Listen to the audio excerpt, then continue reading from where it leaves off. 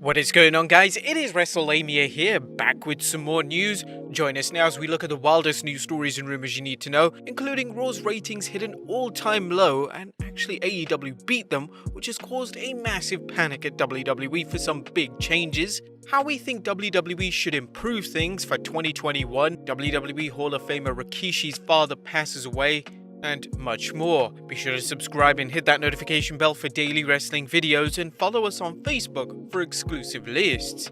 Now let's hit the intro and get straight into the first story.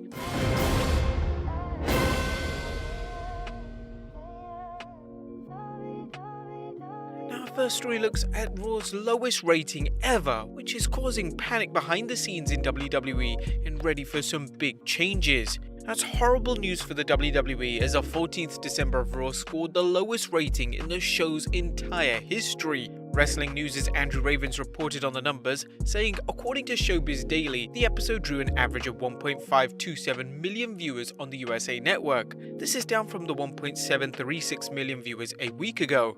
As a result, this set a new record for all-time lowest viewership of the show. The previous record for the all-time lowest came in July with 1.561 million viewers.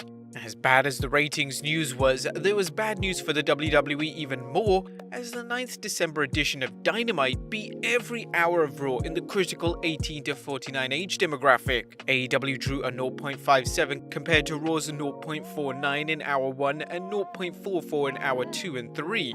Those numbers are usually favored by advertisers over total viewership numbers, so Raw's numbers are even more frightening. So what's next?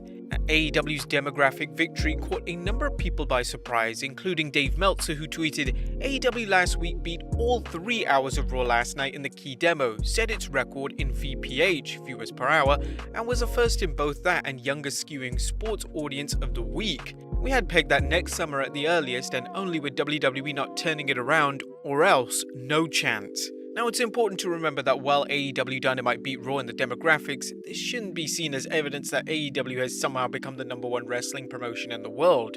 Granted, it's good news for AEW, but 1 week doesn't mean much in the big picture.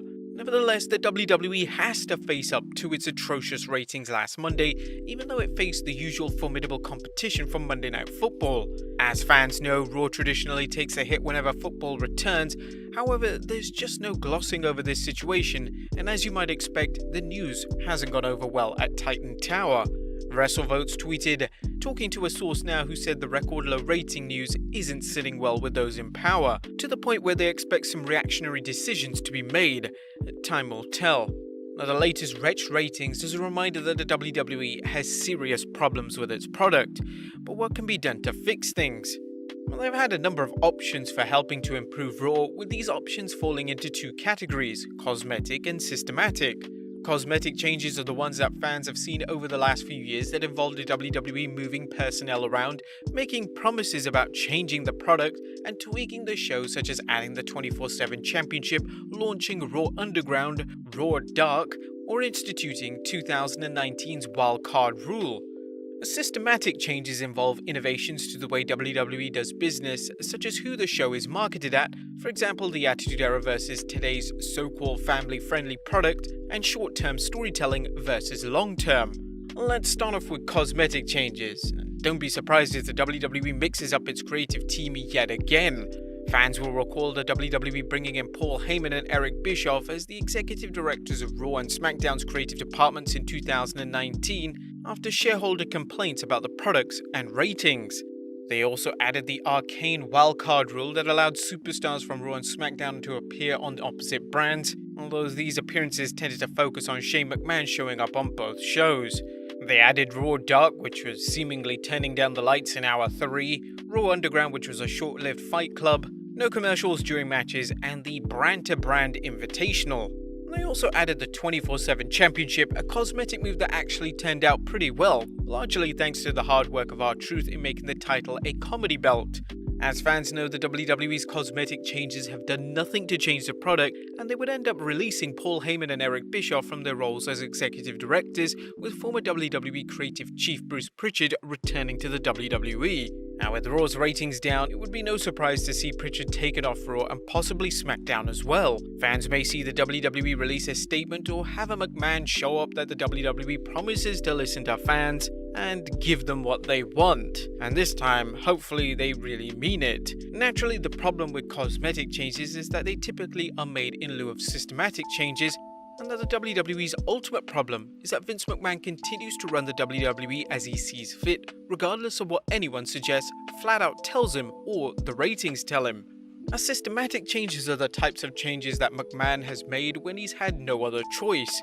For example, when the government began looking closely at the use of steroids in wrestling, the WWF went from pushing wrestlers like Hulk Hogan and the Ultimate Warrior to focusing on smaller technical wrestlers like Shawn Michaels and Bret Hart, leading to the New Generation era. When WCW began crushing the WWF in the ratings, they went from its cartoonish family-friendly product to the more mature product that featured a number of new stars such as Steve Austin, The Rock, and Mick Foley. And while some fans clamour for a return to the Attitude Era, there are concerns whether the WWE would lose its advertisers if it did so. Although at some point it may not matter, as a continued ratings drop will result in advertisers exiting anyway. Well, there are a number of systematic changes that can be made, primarily in who the WWE pushes and shifting things from short-term storytelling to long-term storytelling. Their failures in long-term storytelling were abundant in 2020, whether it was interesting storylines the WWE dropped for no reason, such as the SmackDown Hacker, or Retribution, a group with considerable promise that seems to be going the way of Raw Underground. They have a number of talented stars, but the wrestlers it pushes are the ones the fans have little interest in, regardless of how much television time or wins they get. Common sense should tell the WWE what stars the fans like based on merchandise and ratings numbers. The concept of long-term storytelling is also connected with the idea of pushing popular wrestlers. They've had a terrible habit of inconsistently using its undercard talent. It's impossible for a wrestler to get over when they appear infrequently, or even worse, are treated as potential main eventers one week and enhancement talent the next. For example, Shayna Baszler's performance at the 2019 Elimination Chamber pay-per-view had her squash 5 female wrestlers in one match, only for them to have no follow-up for the Queen of Spades. On a similar note, they pushed Otis hard this year, with the WWE Universe taking a liking to the big man, including his improbable men's Money in the Briefcase win. Regrettably for Otis, as well as his fans, they had no long-term plans for what happened, and Otis's push withered. This lack of pushing popular wrestlers and lack of long-term storytelling reflects the WWE's biggest systematic flaw: Vince McMahon. McMahon is out of touch with his fan base, and just as bad, he refuses to commit to any long-term plan. Whether it's rewriting scripts for Raw and SmackDown as well as pay-per-views at the last minute, or scrapping new segments like Raw Underground with no rhyme or reason, McMahon thinks in the short term. In doing so, he's made it nearly impossible for new wrestlers to get over, for storylines to rise or fall, or for fans to think that the WWE product is going to improve. Yes, COVID has had a massive impact on the WWE product, and without fans, ratings were sure to decline anyway. But this hasn't been just a 2020 problem. This has been a problem for the last decade. And while the chance of Vince leaving his role as WWE's kingpin is next to nothing, he needs to listen to the fans and invest in long-term plans for the WWE rather than dropping things when the ratings take a hit. Sadly, this is unlikely to happen, and fans should expect more cosmetic changes that do nothing to fix a very broken WWE. How should the WWE improve? Let us know in the comments down below. Next up, Ruthless Aggression era superstar Charlie Haas looks unrecognizable. Now, the wrestler, perhaps best known for the world's greatest tag team pairing with Shelton Benjamin and his participation in Kurt Angle's Team Angle faction, has dropped some serious weight and looks considerably different than his WWE heyday. If he was walking down the street, would you recognize him? Well, whatever the situation is behind his weight loss, we hope that he makes a good recovery.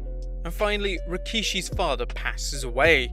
The coronavirus continues to take its toll, this time taking the life of WWE Hall of Famer Rikishi's father, Solofa Fatu. He recently spoke to Devon Dudley, revealing his dad passed away on 4th October and that the health restrictions imposed by the pandemic prevented him from seeing his dad in his last days or even attending the funeral. The most difficult time for me was to watch my father take his last breath to a damn iPad. I think about all what's happening that has led that moment up to that, to where I was denied the access to hold my father's hand. I was denied the access to be there with him to his last dying breath. Rikishi told Devon that his last name Fatu means heart, and that he has a message for anyone dealing with COVID-19. So what I'm saying to everyone that's got hit with this COVID-19 that's going through some hard times, keep going onward, upward, keep going forward, because there is something that's ahead for you that needs to be accomplished in your life. So with love and respect to all of you out there listening, thank you guys. And we send our condolences to Rikishi and everyone coping with the coronavirus. But there you have it guys, the wildest wrestling news stories and rumors you need to know. What do you guys think of the WWE's ratings this year? Let us know what you would do to improve the product. As always, subscribe if you haven't already, follow us on Instagram and Facebook for exclusive lists, and check out Incredible if you can, and I'll see you next time with some more wrestling content.